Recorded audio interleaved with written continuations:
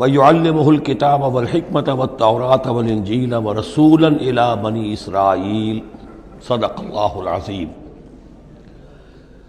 اس آیہ مبارکہ کے بارے میں ایک نقطہ تو میں بیان کر چکا ہوں کہ تقابل جو ہے ذہن میں رکھنا چاہیے کہ حضرت یحییٰ علیہ السلام کے بارے میں ان کے لیے جو بھی توصیفی کلمات اللہ تعالیٰ نے ارشاد فرمائے ان میں آخری ہے نبیم من الصالحین، اور حضرت عیسیٰ علیہ السلام کے لیے یہاں پر جو الفاظ آئے ہیں وَرَسُولًا إِلَىٰ بَنِي اسرائیل، اس کو نوٹ کر لیجئے، پھر آئندہ چل کر اس کے اور بھی حوالے آئیں گے۔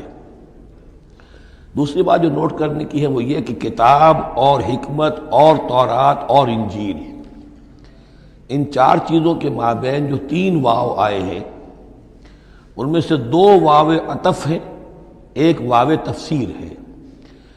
اللہ ان کو سکھائے گا کتاب اور حکمت، یعنی تورات اور انجیل۔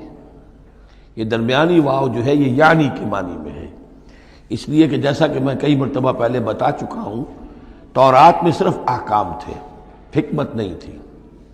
انجیل میں صرف حکمت ہے، احکام نہیں ہے، اور اسی نقطے کو سمجھ لینے سے ساری گتھی حل ہوتی ہے، اور اگر اسی کو نہیں سمجھا ہے لوگوں نے تو پھر بہت ان کے ذہنوں میں پریشانیاں رہتی ہیں۔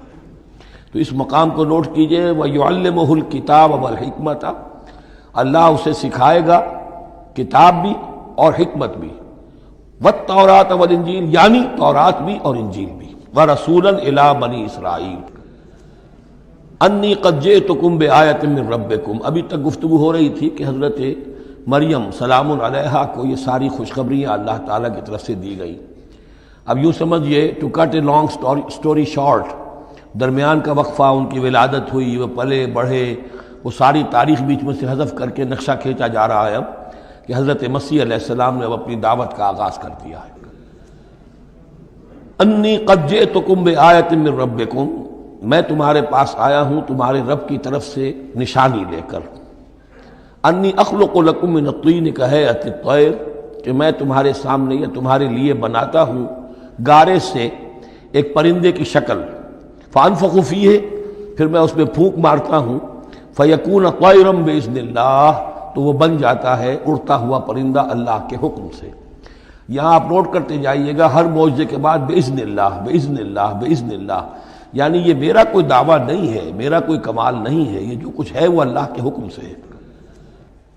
وَأُبْرِئُ الْأَكْمَحَ وَالْأَبْرَصَ وَأُحْيِي الْمَوْتَىٰ بِإِذْنِ اللَّهِ، اور میں شفا دے دیتا ہوں مادرزاد اندھے کو بھی اور کوڑھی کو بھی، اور میں مردہ کو زندہ کر دیتا ہوں بِإِذْنِ اللَّهِ، اللہ کے حکم سے۔ وَأُنَبِّئُكُم بِمَا تَأْكُلُونَ وَمَا تَدَّخِرُونَ فِي بُيُوتِكُم، اور میں تمہیں یہ بھی بتا سکتا ہوں کہ تم کیا کھاتے ہو اور کیا چیزیں تم نے اپنے گھروں میں ذخیرہ کر رکھی ہیں۔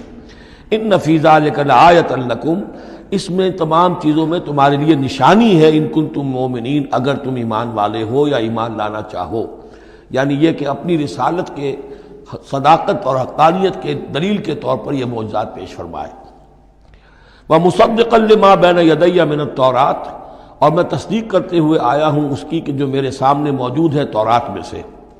وَلِأُحِلَّ لَكُمْ بَعْضَ الَّذِي حُرِّمَ عَلَيْكُمْ، اور تاکہ میں کچھ حلال قرار دوں تم پر وہ چیزیں جو تم پر حرام کر دی گئی ہیں۔ یہ اصل میں اشارہ ہے سبت کے حکم کے بارے میں، کہ جیسے ہمارے ہاں بھی بعض جو مذہبی مزاج کے لوگ ہوتے ہیں ان میں پھر بڑی سختی پیدا ہو جاتی ہے، غلو کرتے چلے جاتے ہیں دین کے احکام میں۔